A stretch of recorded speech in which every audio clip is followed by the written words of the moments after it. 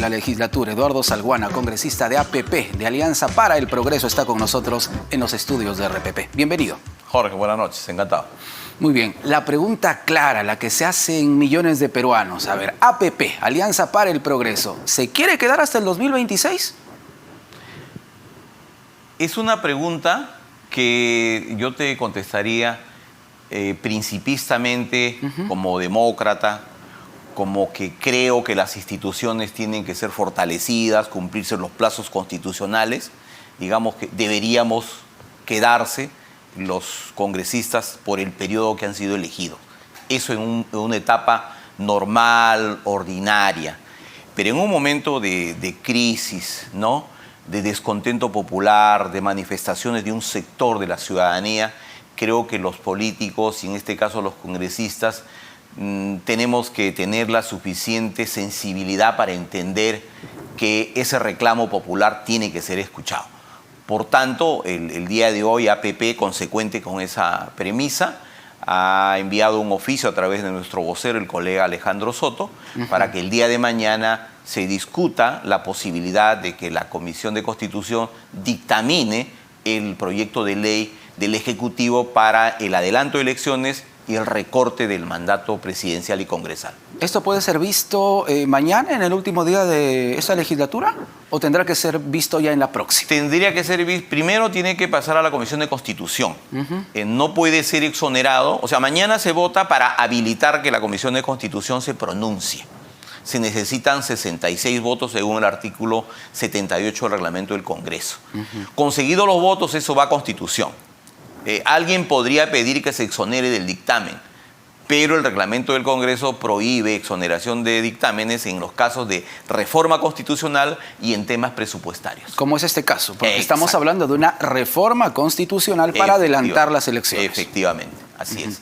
Entonces va a Constitución, se dictamina, o puede ser dos cosas: o se amplía la legislatura, que todavía tenemos un espacio de tiempo hasta el 28 de febrero, o ya se vería en la legislatura siguiente, que empiece el 1 de marzo. Esa ya es una decisión política. ¿Cuál sería el escenario ideal para Alianza para el Progreso? ¿Ampliar la legislatura? Ampliar la legislatura, buscar consensos para llegar por lo menos a los 66 votos y plantear una reforma de adelanto de elecciones para abril del 2024. Yo creo que esa sería una fecha razonable que nos permitiría generar consenso en algunas bancadas que aún tienen dudas al respecto. Congresista Salguana, pero ya teníamos una primera votación, 93 votos para abril del 2024, hasta que el señor Guerra García presentó esa reconsideración. ¿Fue un error?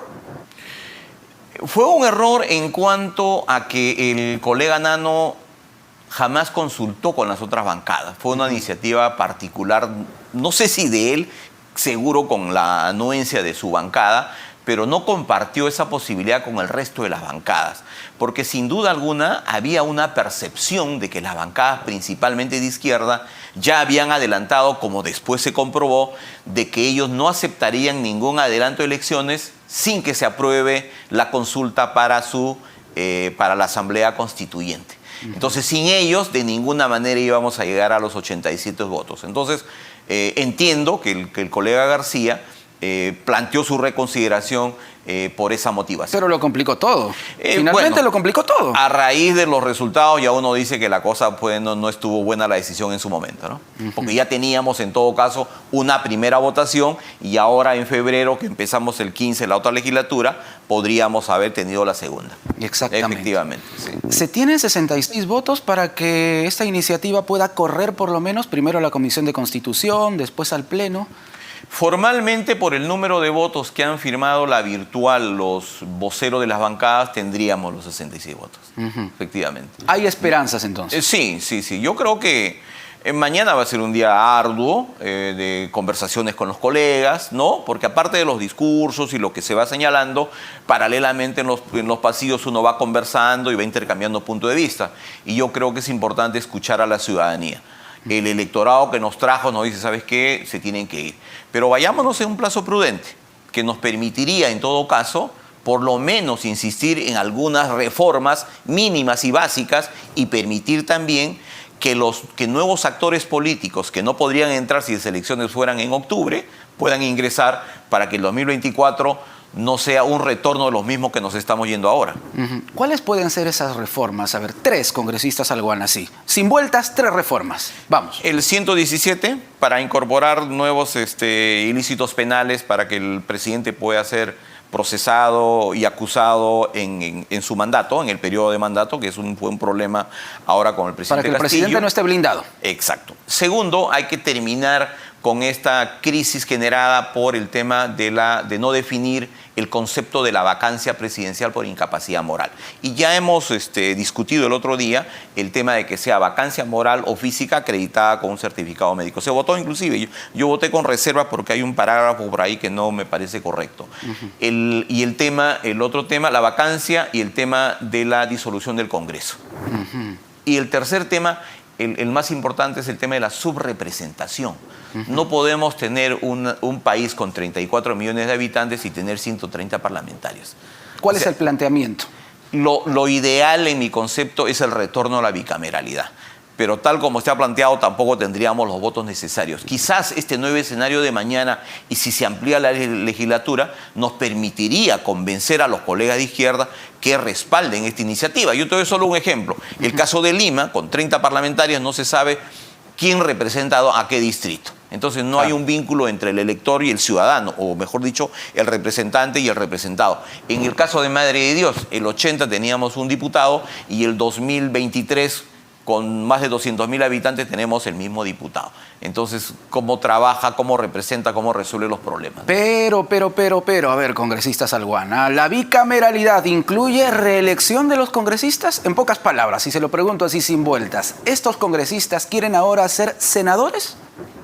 Mira, yo estoy de acuerdo con la reelección, pero para dar un mensaje claro al país que no es un proyecto para que nosotros mismos volvamos a postular, que nosotros estemos impedidos de hacerlo en la siguiente elección, pero que quede como un legado al país de desprendimiento, de racionalidad y de entender que ese sistema es el mejor y que la reelección presidencial hay en todos los países democráticos del mundo, menos creo en 1 o 2, Costa Rica y otro más por ahí. Bueno, Estados Unidos tiene reelección, por ejemplo. Supuesto, indefinida, ¿no? Igual en Europa, igual las democracias modernas consolidadas, ¿no? Claro, pero el momento, ¿no? Efectivamente. Este momento no es oportuno para ese tipo de cambio. Y por eso te digo, planteemos la reelección, pero que no se aplique en el caso nuestro. César Acuña, el líder de Alianza para el Progreso, estuvo reunido con la presidenta Dina Boluarte. ¿Qué temas se tocaron específicamente? Yo no he participado en la reunión, sin embargo, al salir de la misma, el presidente del partido explicó de que habían hablado de los temas de gobernabilidad, le había expresado el presidente la necesidad del adelanto de elecciones, ¿no? De la necesidad también de una mayor colaboración o acercamiento con los partidos políticos, no solamente los representados en el Congreso, sino también con las fuerzas políticas que no tienen representación parlamentaria y buscar también un mayor acercamiento con gobernadoras regionales, con alcaldes, con los sectores sociales más representativos, colegios profesionales. O sea, digamos que el gobierno muestre una mayor predisposición de diálogo, ¿no? Una amplitud mucho más amplia de la que ahora se está mostrando. Sin embargo, César Acuña en algún momento se reunió también con Pedro Castillo, ¿eh? Recordamos al inicio de la gestión del expresidente Castillo. Efectivamente, yo lo acompañé en las 2 oportunidades. En la primera fuimos a verlo luego de que el jurado lo reconociera. Luego fuimos toda la bancada al Palacio de Gobierno. Nosotros creemos que un ciudadano elegido democráticamente merece una posición leal, que partidos políticos democráticos le brinden su respaldo, porque el ser, por ejemplo, en el caso del Congreso, un poder distinto, no implica que seamos de una oposición férrea y de obstrucción, ¿no? Sino tiene que haber una relación de colaboración entre poderes, obviamente siempre generando el control político, que es importante. Además de reunirse con Alianza para el Progreso, lo hizo también con Renovación Popular. Allí estuvo el actual alcalde de Lima, Rafael López Aliaga. Él ha dicho que este gobierno, el de Dina Boluarte, está pacificando o está logrando pacificar el Perú. ¿Usted está de acuerdo con esta afirmación? Yo creo que Es la voluntad, es la necesidad que tenemos de restablecer la paz en el país. Esa es una necesidad en este momento. Pero la paz implica también entender lo que están exigiendo la ciudadanía, lo que están reclamando los pueblos, porque hay 2 o 3 departamentos, incluido Mío Madre de Dios, que hemos pasado circunstancias complicadas. Entonces creo que hay que tener la suficiente sensibilidad para entender o para tratar de entender qué cosa está pasando, porque los ciudadanos de esos pueblos son peruanos, son gente trabajadora, son honestos, los puneños son gente de chamba, los cusqueños igual, los apurimeños emprendedores, y lógicamente algo está sucediendo ahí, hay un fenómeno social que necesitamos explicarlos y necesitamos atender. Por eso es que yo creo que un adelanto de elecciones implicaría un gesto político importante del Congreso, y le diría a ese sector ciudadano: oye, hermanos de Puno, de Cusco, Apurímac, Madre de Dios, Arequipa, tu Congreso está generando un cronograma electoral claro. Hay un adelanto de elecciones, yo creo que es el momento de sentarnos a conversar. Para que nos quede claro, congresista Salguana, adelanto de elecciones. APP, ¿qué fecha prefiere? ¿Qué fecha plantearía? Abril del 2024. Abril de 2024. Y asunción del mando el 28 de julio del 2024. Sin reelección de congresistas, al menos en esta elección general. Efectivamente, retorno a la bicameralidad sin reelección y modificando el 117 y el tema de la vacancia presidencial y de la disolución del Congreso. Hay que definirlo claramente. Mesías Guevara, de Acción Popular, se ha reunido también con Dina Boluarte y al salir ha pedido la renuncia de la presidenta. Claro, hay un comunicado de Acción Popular que lo cuestiona, pero en fin, ese es otro tema. ¿Qué opina usted sobre este pronunciamiento? Bueno, es una opinión que se respeta, no podemos compartir ello. Creo que en un momento, en una circunstancia difícil, primero hay que reconocer que la doctora Boluarte está ahí no producto de ninguna situación de ilegalidad, es una presidenta constitucional, ella estuvo en la plancha presidencial del señor Castillo y a raíz de los sucesos ella asume la presidencia. Y ahora en un momento de dificultades, un momento de incertidumbre, de inestabilidad, creo que más daño le haría al país una renuncia de ella, porque además los sectores políticos que piden que ella se vaya tampoco quieren que asuma el presidente del Congreso, quieren renovar la mesa directiva, y si esa renovada mesa directiva tampoco les gusta, vamos a pedir otro presidente y así vamos a seguir en una situación de mayor anarquía que creo que no nos ayuda absolutamente en nada. ¿Cómo ponerse de acuerdo en el Congreso de la República? Estamos en las antípodas, ¿no? Realmente por un lado se pide adelanto de elecciones, por otro se pide asamblea constituyente. ¿Se puede llegar realmente a un acuerdo? Mira, en estos momentos de mayor complejidad política es donde realmente se necesita mayor grandeza política de los grupos parlamentarios. Y no hemos llegado a eso porque en realidad no hemos, creo, sabido entender el mensaje que viene de la población. Oiga, pónganse de acuerdo, hay un momento de dificultades, de crisis políticas, hay ciudadanos que han fallecido, familias enlutadas, creo que es necesario entender eso. Yo espero que mañana, yo tengo una confianza que las bancadas mañana entiendan, luego de más de un mes de debate, que las posiciones intransigentes no nos han llevado absolutamente a nada. Asamblea Constituyente y yo no me muevo hasta el 2026, tal fecha, la otra no me gusta, y nunca hemos podido llegar ni siquiera a 66 votos. Yo creo que hay que hacerlo y mañana es una oportunidad brillante que tenemos. Pero Alianza para el Progreso en algún momento también se ha mostrado o ha mostrado algunos vaivenes, ¿no?, en su posición. Primero había planteado que en julio recién se pueda retomar todo este asunto del adelanto de elecciones. ¿Ha influido la presencia de César Acuña en Palacio de Gobierno? No, al contrario, mira, me olvidé, te dejó en el carro las votaciones. Desde diciembre del año pasado, la primera votación de este tema se produjo el 16 de diciembre. Y en esa votación se planteó diciembre de este año, del 2023. Del 2023. Solo votamos a favor Fuerza Popular, APP y creo un grupo pequeño por ahí, no agrupado. No llegamos ni a 50 votos. La siguiente votación fue el 20 de diciembre. Y ahí votamos nosotros, por lo que tú recordabas al principio, de la primera votación para abril del 2024. Así es. Entonces, en todo momento APP ha votado por el acto de elecciones. Este era un acuerdo ya político que tuvimos. Lo que sucedió es que en la firma de esta virtual no se le habían alcanzado al vocero titular, que creo tuvo algunas ausencias en la sesión del pleno anterior, y por eso es que no se suscribió. Pero ahora hemos presentado y estamos demostrando con hechos concretos que sí honramos nuestra palabra y lo que dijo también el líder fundador del partido. ¿Cuán efectiva puede ser esta cita, esta reunión que tiene Dina Boluarte, la mandataria, con líderes de distintos partidos políticos? Algunos lo han calificado de una reunión de amigos. Bueno, en política no se necesita y creo que no debemos ser enemigos, ¿no? O sea, hay diversos grados pues, de amistad, ¿no? Conocidos, amigos más cercanos, ¿no? Pero creo que lo importante en la democracia es dialogar. Lo que nunca debemos perder es esa posibilidad y esa vocación de sentarnos e intercambiar puntos de vista por más discrepantes que fuesen. Porque cuando perdamos eso y cuando tú como gobierno me reprimas por opinar en tu contra, ya no es una democracia. Acá vivimos en una democracia. Sí tenga colegas que vayan a Europa y digan que acá hay una dictadura, ¿no? Dictadura es hoy en Nicaragua, que acaba de expulsar a más de 200 ciudadanos, incluidos sacerdotes, periodistas, empresarios, líderes de derechos humanos, etcétera, o Venezuela. Esas son dictaduras. Acá estamos en democracia, con problemas sí, con crisis, pero pese a eso tenemos libertades, ¿no? Tenemos libertad de expresión, los partidos políticos funcionan, hay un Congreso independiente, hay un Poder Judicial autónomo. Entonces creo que eso es, dentro de la crisis hay que saber valorar que el sistema político peruano funciona, con errores, con defectos, pero ahí estamos, bregando para que el sistema más bien se consolide. Y creo que los congresistas tenemos que ayudar, y empezando por no hablar mal del país fuera de él, ¿no? ¿Se refiere a Margot Palacio? Sí, me refiero a ella directamente porque creo que ella tiene sus puntos de vista, yo la respeto, no comparto, pero creo que mal se hace yendo fuera del país a hablar del que es nuestra nación, nuestro sistema político, ¿no? Otro tema que está en agenda del Congreso, bueno, esta vez sí en agenda de manera oficial, es la acusación presentada contra el expresidente Pedro Castillo. ¿Cuánto se puede avanzar al respecto ya en el debate en el Pleno? Mira, primero hay que señalarle a la opinión pública que lo que mañana se va a ver son temas claramente de corrupción.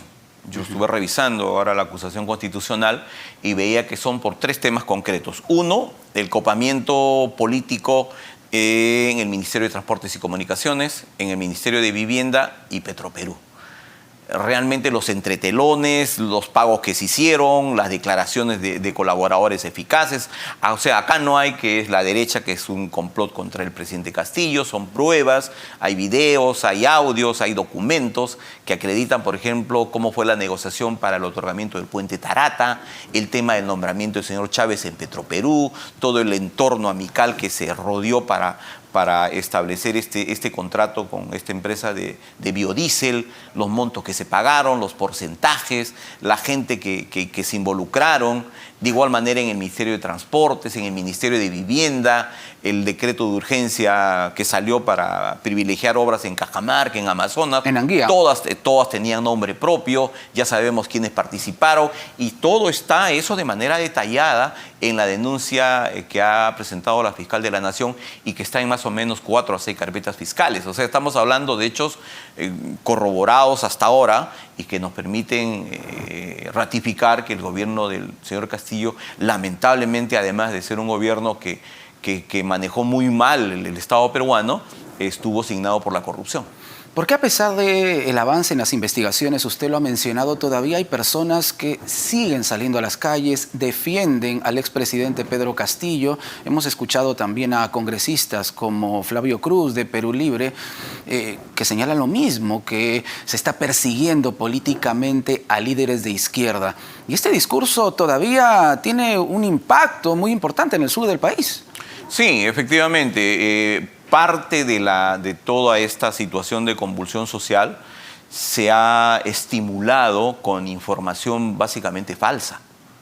En los debates parlamentarios nosotros hemos señalado, por ejemplo, que se repite en las redes sociales una serie de argumentos que no corresponden a la verdad, vinculado inclusive al propio Congreso de la República. Se establece que el Congreso es un Congreso entreguista, que el Congreso no se quiere ir porque este año, en 2023, supuestamente vencen los famosos contratos ley y como nosotros lo vamos a ampliar, nos van a retribuir pues, millones de dólares, etcétera. Y se citan inclusive proyectos de ley que hemos discutido en el Congreso. Por ejemplo, el tema de la exoneración o la devolución de impuestos a las empresas petroleras y mineras en la fase de exploración.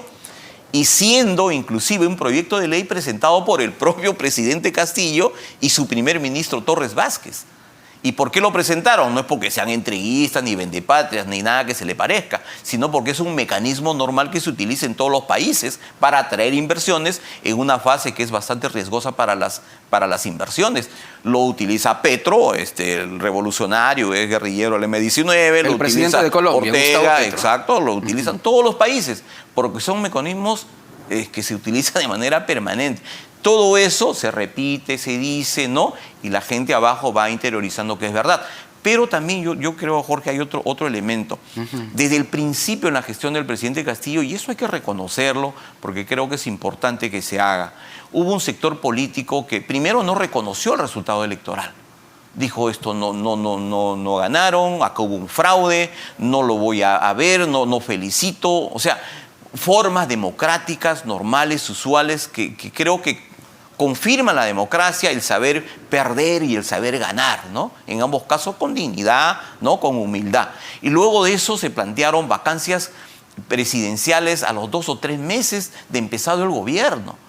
Y un discurso que vamos a bajarnos un ministro cada 30 días o uno por uno. O sea, discursos que quizás fueron dichos con un afán de control político pues exacerbado, pero que al final vendieron esa imagen de que estábamos persiguiendo, de que no lo aceptábamos por su origen humilde. Entonces toda esa narrativa de victimización ha encontrado, digamos, un terreno fértil frente a conductas concretas que se han sucedido. Por eso es que, por ejemplo, APP ni la vacancia primera ni la segunda respaldó, porque no considerábamos que era pertinente ni política y porque además no tenía base constitucional. Y el tiempo nos ha dado la razón. ¿Este es un mea culpa, congresista Salguana, a nivel del Congreso, o debería serlo en todo caso? Claro, yo creo que, mira, porque hay una responsabilidad compartida aquí, no se puede achacar toda la responsabilidad tampoco al Ejecutivo. De ninguna manera. O sea, el gobierno del señor Castillo en realidad fue muy malo para el país, muy negativo para el país, pero el Congreso también puso su cuota de intolerancia, puso su cuota, me parece, de ligereza en muchos temas, y quizás la historia pudo ser diferente, ¿no? Pero la vacancia se pudo producir por los motivos de corrupción que ahora, por ejemplo, sí conocemos ya de manera clara y nítida, ¿no? Pero no de manera apresurada como se planteó al principio. En el Congreso está corriendo ya también, ya que hablamos de vacancia, una moción de vacancia en contra de la presidenta Dina Boluarte. Desde Alianza para el Progreso, ¿cómo observan esta posición de ciertas bancadas? Bueno, la están impulsando las bancadas que gobernaron durante 17 meses con el presidente Castillo, ¿no? Perú Libre. Perú Libre, la bancada, bueno, todas las bancadas que se desgajaron del inicial Perú Libre. También, obviamente, sus socios políticos. Pero hay congresistas incluso de Somos Perú que están apoyando esta moción de vacancia. Yo creo que es complicado en un momento de crisis plantear una vacancia presidencial, porque esto nos llevaría a la crisis que ya conversábamos hace unos minutos, ¿no? Esos mismos sectores dicen, ya, sale la presidenta Boluarte, ¿no? Y ingresa el presidente del Congreso, pero no nos gusta a William. Y entonces tiene que ir otro presidente del Congreso. Entonces, y si esa mesa tampoco les agrada, tampoco vamos a tener presidente de la República que reemplace a la señora Boluarte. Entonces yo creo que esas idas y venidas no nos ayudan. Yo creo que hay que plantear el esquema de las elecciones para abril del año próximo que viene, establecer un plan de reformas básicas y mínimas, incorporar a las nuevas organizaciones políticas y iniciar un diálogo nacional que nos permita corregir, porque la Constitución del 93 no es una Constitución que no tenga que ser mejorada. Hay que corregir, hay que cambiar, hay que mejorar, hay que revisar el capítulo económico principalmente, por ejemplo, ¿no? Pero dentro pues de lo racional, dentro de las experiencias internacionales y recoger pues lo que funciona, los países exitosos, los países que han generado bienestar para sus ciudadanos, y eso poner en la Constitución. Y escuchar a las poblaciones del sur del Perú que tienen algo que decirnos, porque están en las calles. Puno está en una situación complicada, con una economía devastada, sí, claro. El turismo, como ya hemos conversado. Entonces hay que escucharlos. Gobiernos regionales, alcaldes, sociedad civil, hay que sentarnos, pero ya con un cronograma claro y establecido, ¿no? Finalmente, sin vueltas, se lo pregunto, ¿APP va a impulsar el adelanto de elecciones? Mañana es el último día de la legislatura. Sí, estamos en eso y mañana vamos a intervenir en ese sentido, ¿no? Y antes que me corte, quiero un tema chiquitito sobre Madre de Dios, que es mi región. Es su región. quiero exhortarle y pedirle al Premier, al doctor Otárola, que siempre ha estado apoyándonos a nuestra región, que por favor el tema de Petroperú y a los funcionarios de Petroperú, tenemos serios problemas de abastecimiento de gasolina y petróleo. Básicamente gasolina que estamos comprando a 25, 30 soles, porque Petroperú no nos está vendiendo en Mollendo con las exoneraciones tributarias de la Amazonía por el temor que tienen de que los vehículos sufran alguna situación, algún atentado. Claro. Es razonable, pero ya el tema se está calmando, la carretera está liberada y por favor que nos vendan para que nuestros griferos lleven de Mollendo a Madre de Dios y el combustible exonerado de impuestos podamos venderle pues a 17, 18 soles, Muy bien. porque imagínate tú, 37 días bloqueado. Una barbaridad. ¿No? Una barbaridad, entonces necesitamos reactivar la economía y el combustible es un elemento esencial para este desarrollo Esperemos de nuestra una respuesta población. inmediata del Ejecutivo. Gracias. No, a ti, Jorge, muy amable. Eduardo Salguana, congresista de Alianza para el Progreso, habló sin vueltas aquí en RPP Televisión.